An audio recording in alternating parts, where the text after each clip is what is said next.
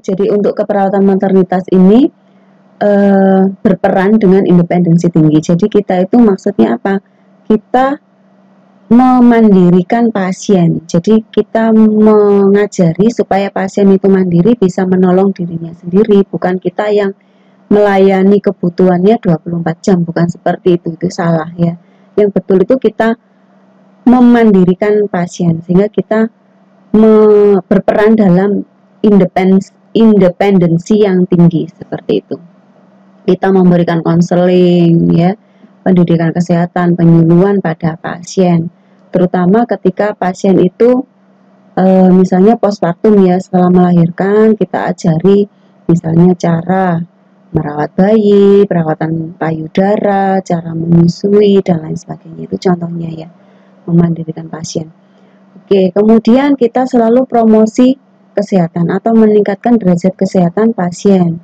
Nah, peran perawat yang penting di sini karena melindungi kesehatan generasi yang akan datang. Jadi kita selalu promosi ya dengan penyuluhan ya. Kita tidak hanya kuratif saja ya. Kalau kuratif kan mengatasi atau mengobati penyakit ya. Tapi kalau promosi ini sebelum terjadi masalah kita promosi dulu, sehingga tidak sampai terjadi penyakit ya, mengurangi kejadian penyakit seperti itu. Promotif itu lebih penting atau lebih baik daripada kuratif. Baik, jadi untuk kehamilan ini dapat menjadi sesuatu yang menegangkan ya, karena bisa menimbulkan krisis situasional. Kemudian budaya dan nilai-nilai agama ini sangat mempengaruhi dalam arti sakit dan berdampak pada keluarga. Jadi terutama dalam proses pengambilan keputusan. Nah, ini sangat mempengaruhi sekali. Misalnya terkait dengan KB. Nah, itu boleh apa enggak? Nah, misalnya tidak diizinkan suami atau di dalam nilai ajaran agama itu diharamkan. Ya, misalnya seperti itu. Kemudian misalnya melahirkan ditolong oleh laki-laki. Nah, itu bertentangan enggak dengan nilai-nilai agama dan budaya. Contohnya seperti itu. Kemudian di sini perawat itu berperan sebagai role model atau sebagai contoh, memberikan contoh. Misalnya contoh bagaimana merawat bayi yang baik. Perawatan bayi baru lahir, perawatan ibu postpartum, perawatan misalnya caranya bagaimana menyusui yang benar, kemudian bagaimana caranya menyimpan ASI, memerah ASI sehingga ASI itu produksinya banyak sekali. Nah, itu contoh-contohnya kita dalam memberikan role model pada masyarakat secara umum. Oke, jadi ini faktor-faktor yang mempengaruhi keberhasilan dari kehamilan. Ada banyak sekali faktor yang berperan sehingga kehamilan itu bisa optimal ya dan memberikan hasil yang sehat ya. Jadi bayinya itu sehat karena kehamilan itu adalah generasi yang akan datang ya, calon generasi yang akan datang, sehingga perlu sekali untuk dipersiapkan agar kualitasnya optimal atau optimum ya. Jadi faktor yang mempengaruhi itu apa saja? Ini banyak sekali ya. Ada nutrisi ya. Tentu saja butuh nutrisi yang bagus agar generasi yang akan datang itu hasilnya optimum begitu ya. Kemudian ada tidaknya paparan toksis atau racun ya. Kemudian usia ibu itu tersendiri ya, sehingga begini ya, untuk usia itu sangat mempengaruhi kualitas dari ovum yang dihasilkan, terutama untuk ibu ya. Jadi kalau laki-laki ya, itu mungkin usia tidak terlalu mempengaruhi, tapi kalau perempuan itu ada usia subur. Nah, usia subur itu kita batasi secara umum itu adalah kurang dari 35 tahun. Nah, pada waktu itu rentang waktu 20 sampai 35 tahun itu kualitas ovum itu dikatakan bagus atau optimal. Nah, sehingga jika melahirkan di usia itu kualitasnya cenderung bagus ya, atau rata-rata bagus di situ. Tapi kalau lebih dari itu mungkin akan kualitasnya tidak seoptimal pada waktu usia subur. Ya, makanya ada wanita usia subur atau WUS ya. Kemudian kondisi pada waktu melahirkan juga mempengaruhi, barangkali ibunya sakit begitu ya. Kemudian perawatan segera setelah lahir. Nah, ini juga mempengaruhi sekali. Kalau misalnya ada masalah pada bayinya, kemudian tidak segera ditolong atau tidak segera mendapatkan pertolongan, nah itu bisa saja terjadi masalah dan itu akan berdampak pada kondisi yang akan datang. Misalnya bisa terjadi kematian atau penyakit yang sifatnya permanen karena tidak tertolong pada waktu itu. Nah, itu bisa menyebabkan kecacatan permanen ya. Nah, sehingga perawatan segera lahir, segera setelah lahir itu penting sekali. Kemudian dari faktor genetik atau keturunan itu juga sangat mempengaruhi ya. Kemudian kondisi ibu waktu hamil, nah itu sangat penting sekali. Jadi ketika hamil diusahakan supaya tetap sehat, tidak sakit, karena kalau kondisi sakit itu bisa sangat mempengaruhi kondisi janinnya. Nah, seperti itu. Kemudian infeksi pada waktu hamil atau dalam kondisi hamil terinfeksi. Nah, seperti itu. Jadi infeksi itu juga sangat mempengaruhi kondisi kehamilan. Kemudian faktor merokok atau minuman keras, nah itu juga sangat mempengaruhi. Mungkin kalau wanita pada umumnya tidak merokok dan minum minuman keras, tapi ada sebagian kecil yang seperti itu dari kalangan tertentu. Nah, itu akan sangat mempengaruhi kehamilan. Ya, baik, saya lanjutkan ke paradigma keperawatan maternitas ya. Paradigma keperawatan secara umum ini ada komponen manusia, ada lingkungan, ada sehat, dan ada keperawatan itu sendiri. Jadi ini sudah diajarkan di materi sebelumnya, mungkin ada di materi KDK, ya, itu ada biasanya ya. Ini saya tidak mengulang terlalu banyak. Sampai kita refresh. Nah, manusianya yang kita fokuskan pada keperawatan maternitas ini adalah wanita usia subur yang tidak hamil, bisa masuk di dalamnya. Kemudian pasangan usia subur, jadi manusianya itu bisa wanita usia subur tidak hamil, ada pasangan usia subur, ada ibu hamil dan janinnya, ada wanita masa persalinan, ada ibu nifas ya. Nifas itu berarti sampai dengan 6 minggu setelah melahirkan, kemudian bayi sampai dengan 28 hari dan keluarganya. Jadi ini adalah karakteristik manusia yang masuk ke dalam lingkup maternitas ya.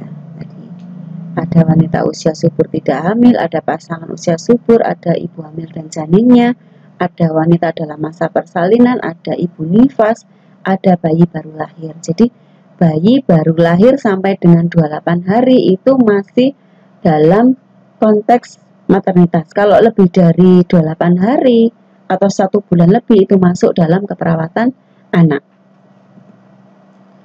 Oke, sekarang kita masuk ke konsep lingkungan. Nah, lingkungan di sini yang dimaksud itu apa?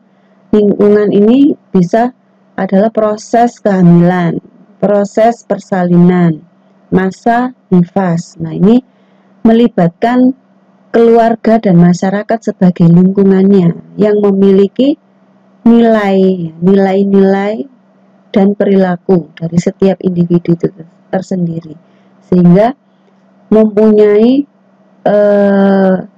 lingkungan, lingkungan sosial dan budaya tersendiri. Nah, jadi yang dimaksud lingkungan itu seperti itu ya.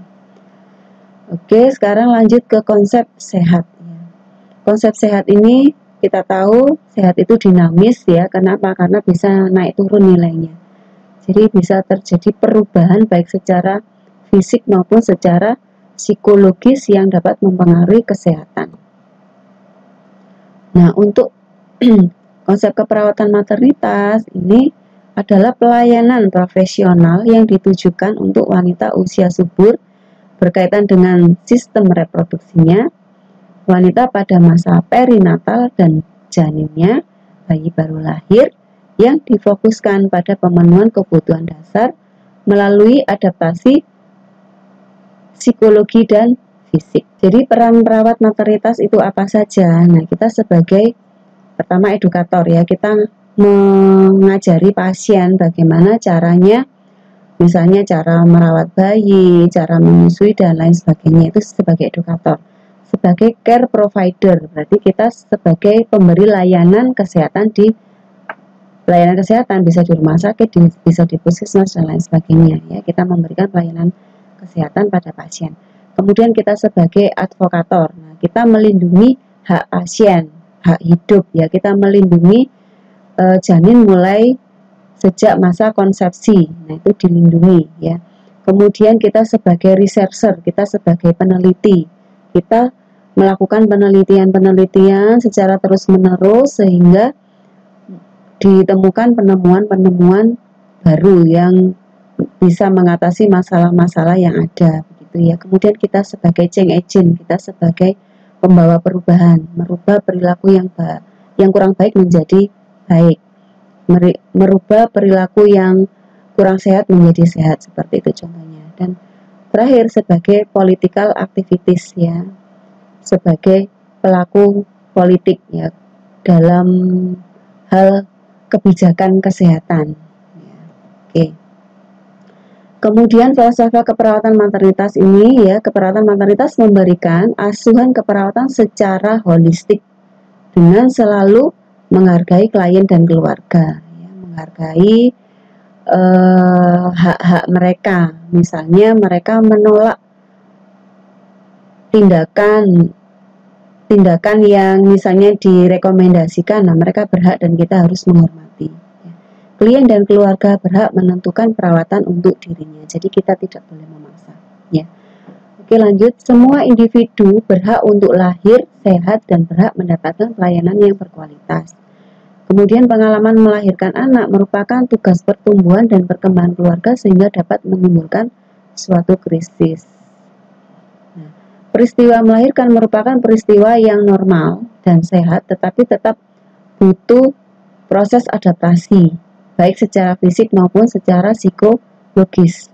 Nah, ini memerlukan bantuan pelayanan keperawatan yang bersifat preventif dan promotif. Jadi kita penekanannya itu pada preventif dan promotif, bukan pada kuratifnya. Karena preventif dan promotif itu jauh lebih baik daripada kuratif. Mencegah itu lebih baik daripada mengobati, gitu ya. Kemudian proses kelahiran ya. Ini adalah permulaan bentuk hubungan baru dan perlu pelayanan keperawatan maternitas untuk mendorong interaksi positif dengan menggunakan sumber-sumber dalam keluarga. Jadi kita tidak bekerja sendiri, tapi kita memberdayakan keluarga ya untuk mandiri, untuk menolong dirinya sendiri. Kita ke family center care ya. Family center care itu apa ya? Ini family center care ini didasarkan pada terintegrasinya perawatan keluarga dan individu untuk meningkatkan kesehatan individu dan keluarga. Ini menurut McKay 1984 ya. Kemudian keluarga mempunyai kemampuan untuk membuat keputusan dengan tentang perawatan selama masa kelahiran, memberikan informasi adekuat dan mendapat dukungan yang profesional. Kemudian keuntungan psikologis dari family center care ini bisa dalam bentuk jangka pendek maupun jangka panjang. Nah, untuk keuntungan jangka pendek ini apa? Nah, ini pengalaman melahirkan yang memuaskan bagi ibu dan keluarga, hubungan antara ibu, ayah, bayi, dan sibling lebih memuaskan. Sibling itu siapa sih? Sibling itu saudaranya si anak atau anak sebelumnya dari ibu tersebut, itu namanya sibling ya.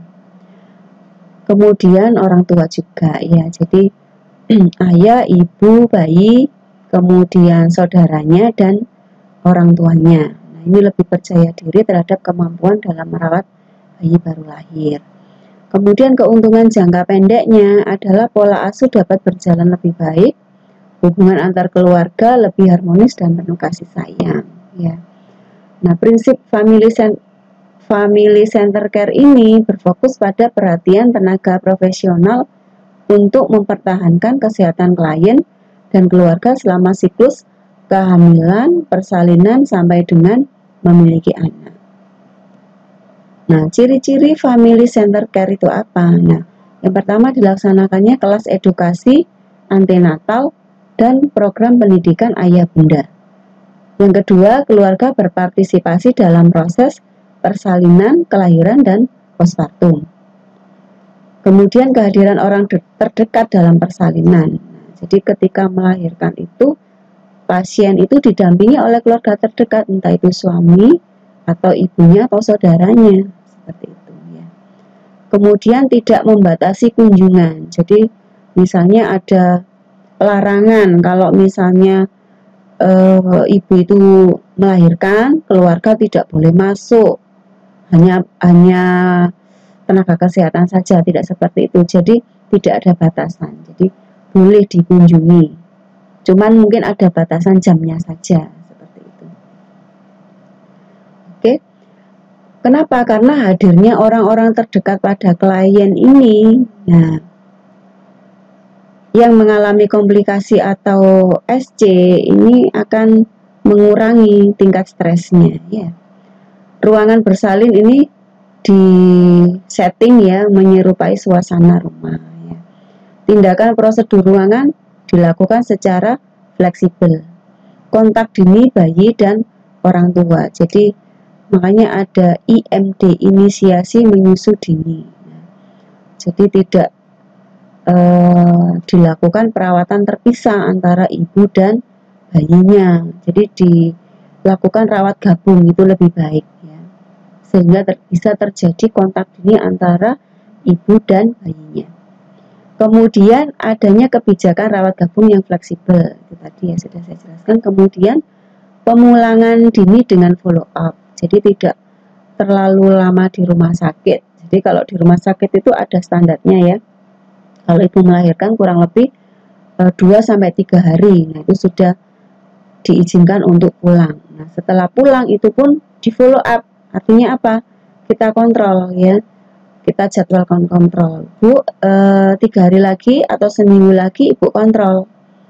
Nah seperti itu namanya di follow up. Kita tahu perkembangannya untuk mengantisipasi supaya tidak terjadi masalah ya. Oke, ini kita ke tradisional care. Nah, tradisional care itu ciri-cirinya apa? Adanya pemisahan antara ibu dan keluarga selama proses persalinan. Kalau zaman dulu itu begitu, jadi terpisah antara ibu atau orang yang melahirkan dengan keluarganya itu tidak boleh ketemu, jadi dibatasi. Itu tradisional care. Kemudian pemisahan ruangan, ya pemisahan ruangan antara ibu dan bayinya. Kemudian aktivitas ibu dibatasi selama proses persalinan, nggak boleh begini, nggak boleh begitu, gitu ya. Banyak larangan. Kemudian rutin menggunakan medikasi, maksudnya obat-obatannya cukup banyak yang diberikan, seperti itu ya. Kemudian rutin melakukan episiotomi dan prosedur lain. Jadi secara tradisional care itu episiotomi itu seperti tindakan wajib ya. Pada waktu menolong persalinan, padahal situasi kondisi pasien itu kan berbeda-beda. Tahu ya episiotomi itu adalah pengguntingan perineum untuk membantu melebarkan jalan lahir ya. Jadi digunting perineumnya sehingga jalan lahirnya lebih lebar sehingga bayinya lebih cepat keluar, lebih cepat lahir, harapannya seperti itu. Itu tradisional care. Kemudian tidak ada keluarga dekat ketika ada komplikasi atau tindakan SC. Kemudian kunjungan sibling dan keluarga saat postpartum itu terjadwal, jadi tidak bisa sewaktu-waktu ya begitu ya. Kemudian rawat gabung itu ada namun terbatas ya. Dan tidak ada kunjungan rumah. Jadi home visit itu enggak ada. Beda dengan yang family center care. Jadi seperti itu tentang perspektif keperawatan maternitas. Ya. Terima kasih, semoga bermanfaat, semoga bisa difahami dengan baik. Saya akhiri. Wassalamualaikum warahmatullahi wabarakatuh.